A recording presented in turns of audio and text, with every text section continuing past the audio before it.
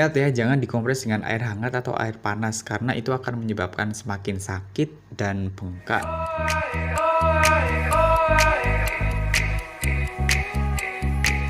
Ini podcast tentang sesuatu atau hal yang biasanya ditanyakan saat interview kerja, yaitu penanganan cepat sengatan tawon atau lebah. Assalamualaikum warahmatullahi wabarakatuh. Terima kasih sudah mendengarkan podcast ini. Sebenarnya kalian tahu nggak apa beda tawon sama lebah? Yang cukup saya tahu adalah kalau tawon itu dia lebih gede, yang biasanya kalau istilah Jawa itu tawon das ya, tawon yang hitam itu. Kalau yang lebah itu yang warnanya hitam sama kuning, yang biasanya kayak lebah yang di madu itu. Tapi untuk lebih jelasnya sih teman-teman bisa searching ya. Oke, materi ini sih biasanya sebagai salah satu yang ditanyakan oleh interviewer saat wawancara untuk kerja di pertambangan. Belum lagi kalau memang penempatan kerjanya nanti di daerah yang memang banyak atau pandemi serangganya seperti lebah, kalajengking, kelabang atau serangga-serangga lainnya. Jadi for your information aja ya, jadi saya sharing ini karena tempat kerja saya merupakan tempat yang banyak banget lebahnya. Ya tahu sendiri kan Sumbawa itu terkenal dengan apanya, madu Sumbawanya kan. Jadi informasi aja, saya membuat materi ini waktu saya mengikuti training TOT, Train the Trainer, waktu di perusahaan saya yang di SOS. Oke, sebenarnya siapa sih yang nggak kenal dengan lebah? Mungkin dari kita pernah disengat sama yang namanya lebah. Saya sendiri juga pernah dan sakit banget pokoknya. Panas, gatel, bengkak, merah, pokok semua jadi satu lah sakitnya sampai berhari-hari. Bisa berulang selama sebenarnya 12 sampai 36 jam ya itu ya.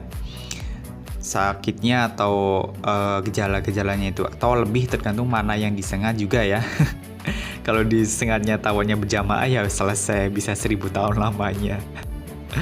Reaksi lain yang terjadi bisa jadi mual, muntah, diare, sesak, nyeri dada, atau bisa mungkin kalau tidak tertangani bisa menyebabkan kematian ya.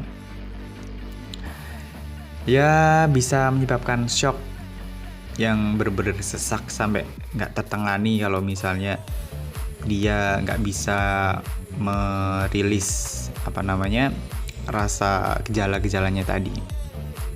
Belum lagi kalau penanganannya telat, buset, selesai dah hidup kalian, diusir dari tambang.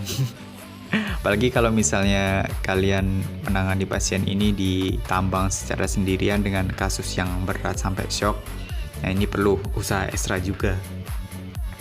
Oke, back to the topic. Terus, apa yang harus kita lakukan sebagai perawat untuk menangani kasus tersebut? Apa coba? Jadi yang pertama itu jangan panik. Woles saja pokoknya, santuy. Kamu harus tenang, biar kamu bisa menenangkan pasien juga. Bayangin ya, kalau kamu panik, pasti pasien juga semakin panik kan, yang berujung semakin pasien itu kesakitan dan tiba-tiba shock, selesailah hidupmu. Kemudian yang kedua, jika sengatan masih ada atau nampak di kulit itu jangan dicabut ya, kan bisa ada tuh yang kayak panjang segede rambut kali ya. Yang saya pernah tahu sih kayak segede rambut itu jangan ditarik atau diambil dengan pinset. Jadi ambil sesuatu yang tipis atau penggaris kayak mika gitu atau ID card kalah. Itu kita lakukan swab.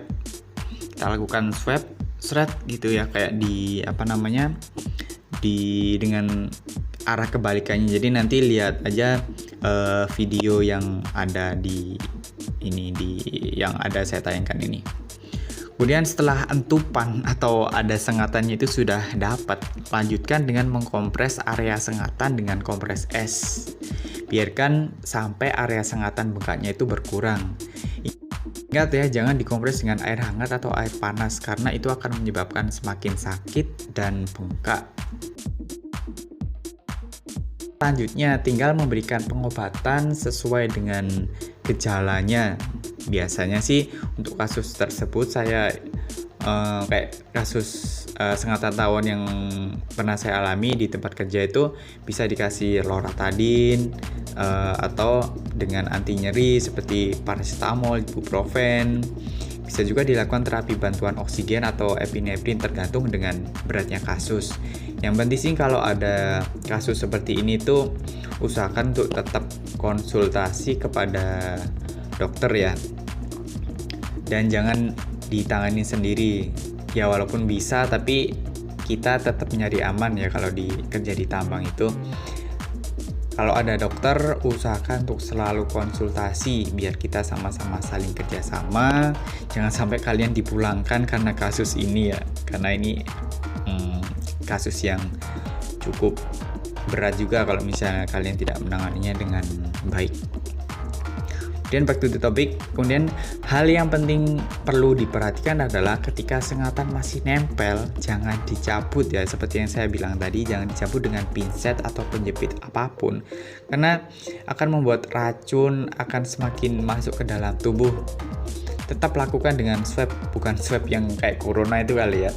Bukan, jadi swab dengan penggaris.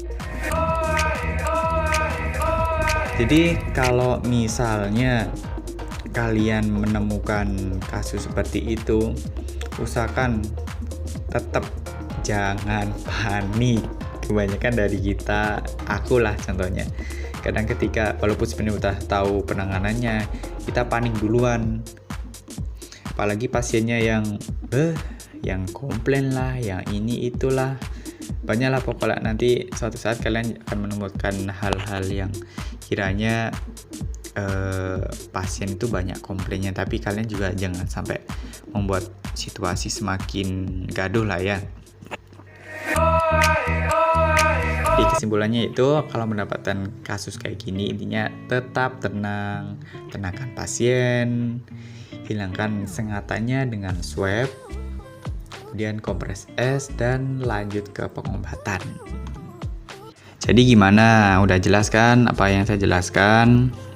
Jadi teman-teman kalau misalnya menemukan kasus kayak gini, udah tahu gambarannya. Dan kalau ditanya sama interviewer, dengan santuy menjawabnya. Jangan grogi juga.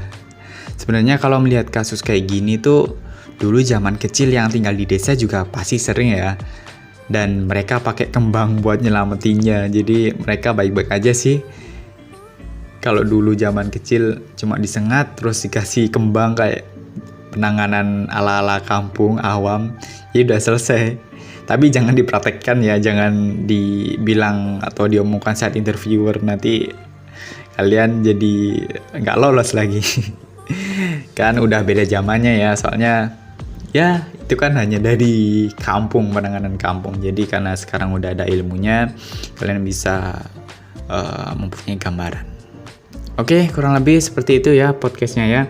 Semoga bermanfaat dan maaf kalau saya banyak bacot. Semoga semuanya menjadi lebih baik ya pokoknya.